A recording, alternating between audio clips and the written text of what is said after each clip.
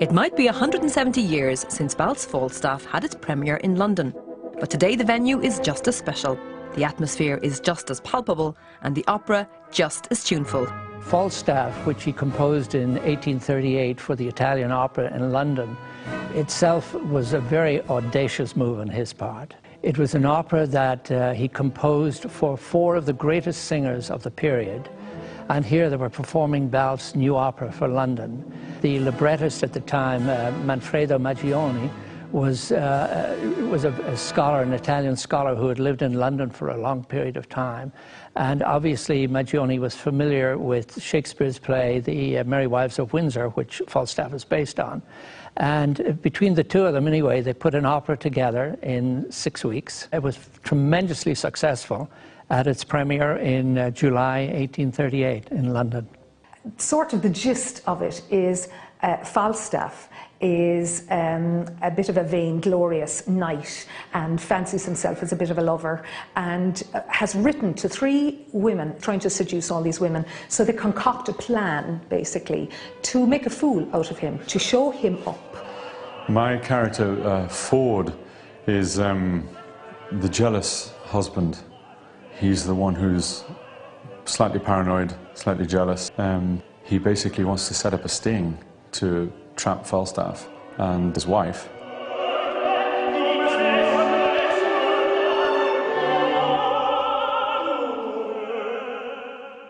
The art of seduction, jealousy and lies. It's hard to believe that all of this had its roots back here in Dublin. Balfe was born here on this street in 1808. Of course, it really didn't look anything like it does today. In those days, there was a row of houses, small houses, and he was born, it was actually called Pitt Street in those days, and it was changed to Balfe Street in 1917 by the Dublin Corporation as part of recognition of the Dublin-born composer. Balfe's father was a violinist and also gave dancing classes to young ladies of distinction on this street, and that's where young Michael first learned to play the violin as well. He became very proficient, and so proficient, in fact, that at the age of 9, he was able to come to this theatre, the Rotunda, and actually give a concert here as a child prodigy. He went on to become probably the most popular British, as they called it in those days, composer in London in the 19th century. And he created 28 operas, composed 28 operas, some of which were performed in Paris, in Vienna, in Berlin, in Milan, in Palermo, and of course in London.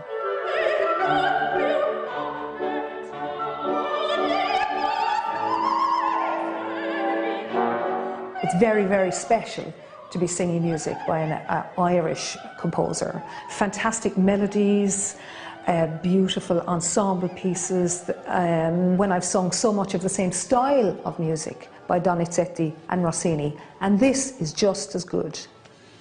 I think it's a surprisingly beautiful piece of music, and in fact there's a lot of variation in it as well. Some moments that are quite dramatic, quite big. But actually what I've been most surprised by is the tenderness of some of the writing. Some of it is especially in Rosa's aria in the first act. It's some really beautiful textured writing.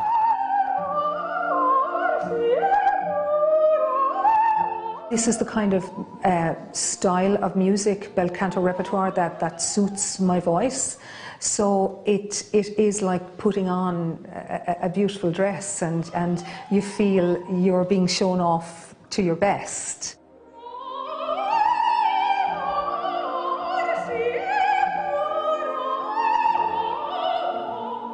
When it's going well and you feel that there's a perfect balance between you as a singer and the orchestra and the chorus and everybody involved, it's like flying. It is. You fly above it.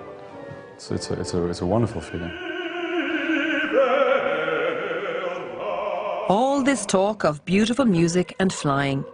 I wondered why it was that this opera has never been performed since 1738. The intention was to perform it in 1848 with the great Jenny Lind, and Balfe rewrote some of the parts of the soprano role for her, but ultimately Lind apparently did not feel comfortable in it, and it was never revived. But like a lot of great operas, it kind of got lost in the shuffle.